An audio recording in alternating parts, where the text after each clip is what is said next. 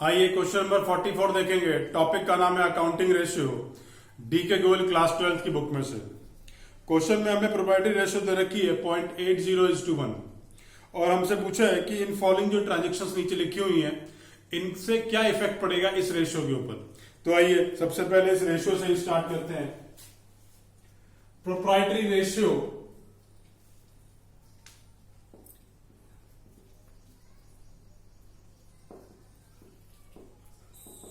is equals to shareholder fund upon में total asset. ये formula है प्रोप्राइटरी रेशियो का। रेशियो दे रखी है 0.80/1 या 0.80:1। बात एक ही है।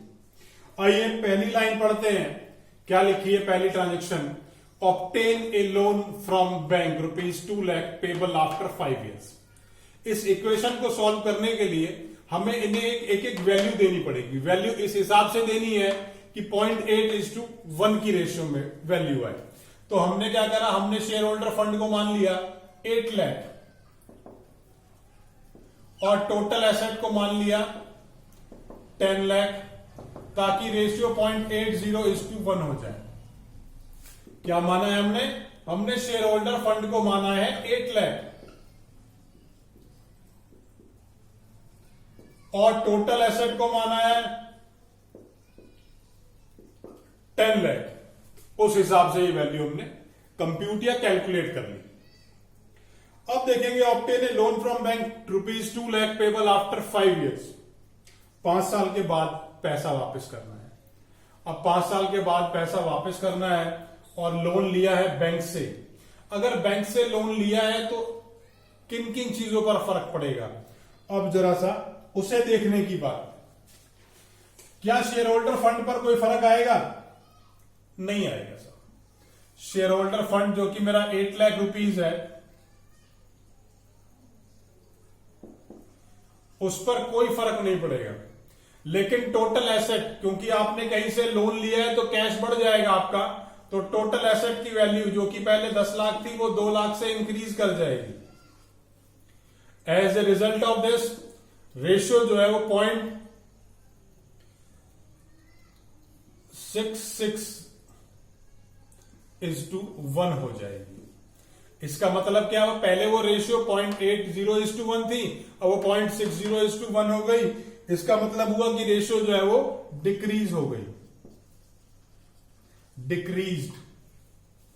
आइए सेकंड केस देखेंगे। Purchase machinery for cash ₹75,000। सबसे पहले प्रोप्राइटरी रेशियो का फॉर्मूला लिख लेते हैं। Share holder fund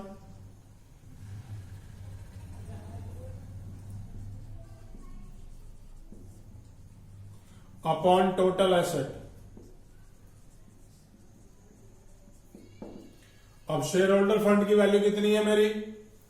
share holder fund की वैल्यू है मेरी 8 लाख और टोटल एसेट की वैल्यू है मेरी 10 लाख।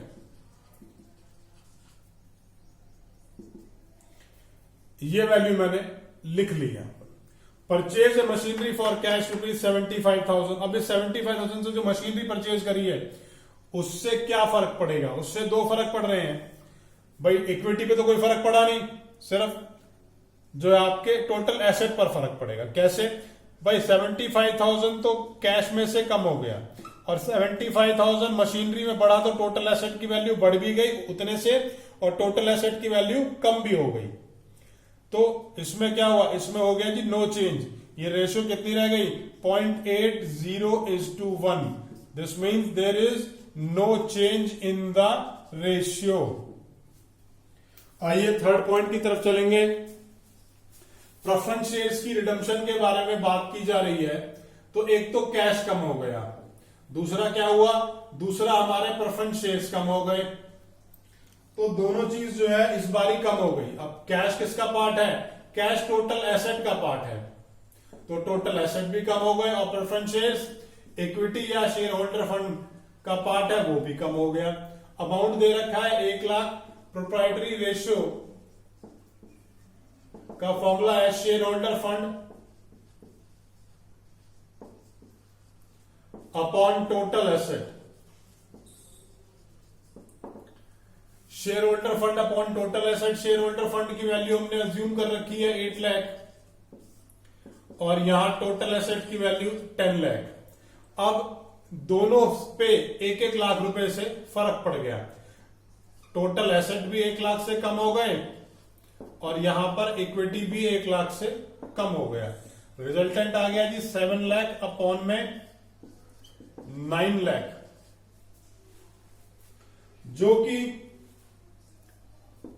0.77:1 के बराबर हो गया। पहले रेशो क्या थी 0.8:1, अब क्या हो गई 0.77:1, तो decreased, the ratio decreased, this transaction result in the decrease in this ratio. आइए अब देखेंगे, आपने वेंडर को इक्विटी शेयर इशू कर दिए, वेंडर को इक्विटी शेयर इशू करे, इसका मतलब कि इक्विटी या शेयर होल्डर फंड बढ़ गया और मशीनरी बढ़ गई, तो मतलब टोटल एसेट भी बढ़ गया। इस बारी दोनों इंक्रीज हो गए। इंक्रीज कितने अमाउंट से हो रहे हैं 4 lakh. Proprietary ratio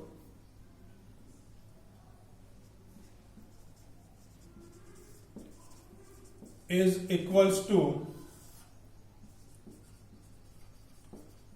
share holder fund upon total asset. हमने अज्यूम कर रखा है क्या कि शेयर होल्डर फंड कितना है भाई, शेयर होल्डर फंड है 8 लाख और टोटल एसेट है 10 लाख।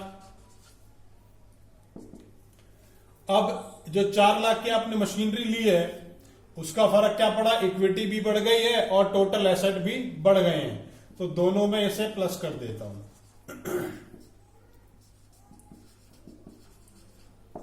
ये वैल्यू आ गई मेरी 0.85:1, यहां इंक्रीज आ गया, रेशियो पहले 0.8 थी, अब वो बढ़कर के 0.85 हो गई है। इसका मतलब क्या हुआ कि रेशियो जो है वो इंक्रीज हो गई है। और फाइनली इसी तरीके से हमें ये क्वेश्चन जो है वो करके दिखाना है अजम्पशंस लेते हुए। अगर क्वेश्चन में कोई भी डाउट है तो नीचे कमेंट बॉक्स में कमेंट कर सकते हैं, मैं आपके कमेंट का जवाब जरूर दूंगा।